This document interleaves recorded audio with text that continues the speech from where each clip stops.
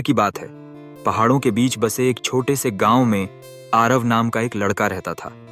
हर दिन स्कूल जाते हुए वह एक घने पेड़ों वाले रास्ते से गुजरता और वहीं एक चट्टान के पीछे से बहता था एक छोटा सा झरना। उस झरने का पानी बहुत साफ था, लेकिन और भी खास बात यह थी, वो झरना कभी कभी गुनगुनाता था। आरव जब भी उस झरने के पास रुकता, लगता जैसे कोई धीमे सुरों में गा रहा हो। बाकी लोग इसे हवा का बहाव कहते, पर आरव को लगता वहां कुछ और है। एक दिन स्कूल से लौटते समय वह बहुत दुखी था। उसकी सबसे प्रिय किताब कहीं गिर गई थी। वो झरने के पास बैठ गया और बुदबुदाया, काश मेरी किताब वापस मिल जाए। झरना धीरे धीरे गुनगुनाया और उसकी लहरों के बीच कुछ बहता हुआ आया।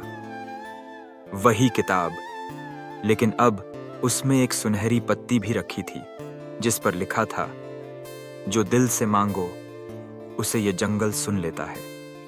आरव चौंका, मगर खुश भी हुआ। वह हर दिन वहां रुकने लगा, झरने से बातें करने लगा। वह अब अकेलापन नहीं महसूस करता। कुछ महीने बाद गांव में सूखा पड़ गया। न झरने में पानी था, न खेतों में हरियाली। लोग परेशान हो गए। आरव बहुत उदास था।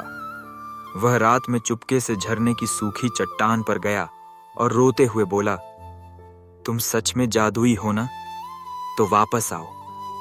अचानक हल्की बिजली चमकी, पेड़ों से हवा सरसराई और झरने की चट्टानों से एक नीली रोशनी निकली। एक बूढ़ी सी आवाज गूंजी, जिसने मुझे दोस्त समझा, मैं उसका साथ कभी नहीं छोड़ता। अगली सुबह गांव वाले जागे तो देखा झरना फिर से बह रहा था और अब उसमें से मीठी सी सुगंध भी आती थी। खेत फिर हरे होने लगे। गांव फिर से जी उठा। आरव जानता था यह कोई आम झरना नहीं था।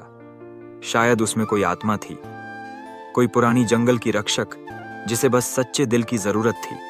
अब भी जब कोई बच्चा झरने के पास बैठकर उदास होता है, झरना गुनगुनाने लगता है। निष्कर्ष, प्रकृति सिर्फ पेड़ पौधे नहीं, उसमें भी एक आत्मा होती है जो सच्चे मन से जुड़ने वालों का साथ देती है। सीख, अगर हम प्रकृति को सिर्फ इस्तेमाल करने की चीज न समझें, बल्कि उससे दोस्ती करें, तो वो हमें मुसीबत में कभी अकेला नहीं छोड़ती।